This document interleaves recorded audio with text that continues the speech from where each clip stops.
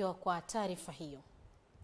Rais wa Jamhuri ya Muungano wa Tanzania Daktari Samia Suluhu Hassan, ambaye ni mwanadiplomasia namba 1, amezindua sera mpya ya mambo ya nje ya mwaka 2001 toleo la mwaka 2024 hii leo tarehe 19 Mei 2025 katika ukumbi wa mikutano wa kimataifa wa Julius Nyerere JNICC jijini Dar es Salaam.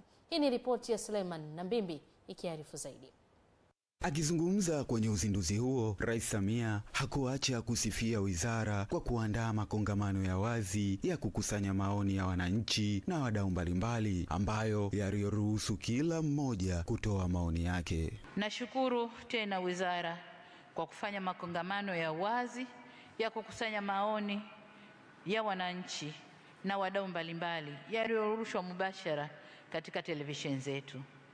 Tuliruhusu pia maoni kutolewa kwa njia ya mtandao.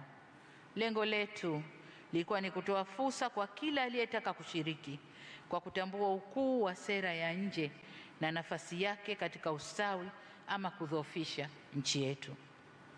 Tulitaka kila mmoja ashiriki kuandaa hatma ya nchi yetu. Aidha, Rais Samia amesema ili kuendana na wakati uliopo ilitakiwa kufanya mabadiliko ya msingi ya sera za mambo ya nje. Mheshimiwa Rais wa Zanzibar na waheshimiwa wageni waalikwa, pamoja na mabadiliko haya makubwa yaliyotokea, tumebaini kama walivyobaini wenzetu mwaka 2021 kuwa misingi ya sera yetu ya nje ingali thabiti na halisia.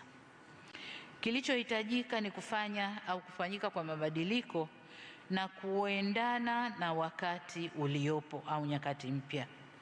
Kwa ajili hiyo, mwaka 2021 misingi hiyo ilipunguka kutoka 9 hadi 7 kuwa kama ifuatavyo, ambayo ndio sera tulioirekebisha.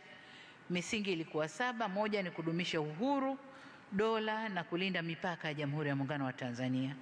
2, kudumisha uhuru wa watu, haki za binadamu, usawa na demokrasia. La 3, kudumisha ujirani mwema. 4, kudumisha umoja wa Afrika. 5, kuimarisha uhusiano wa kiuchumi na wadau wetu wa maendeleo. 6, kudumisha sera ya kutofungamana na upande wowote na ushirikiano wa nchi za kusini, yani South-South Cooperation.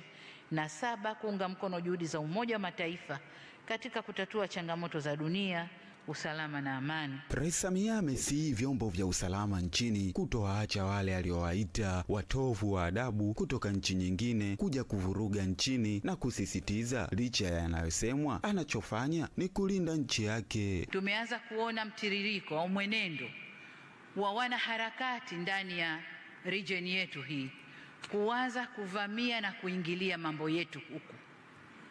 Sasa kama kwao wameshadhibitiwa, wasije kutuharibia huku.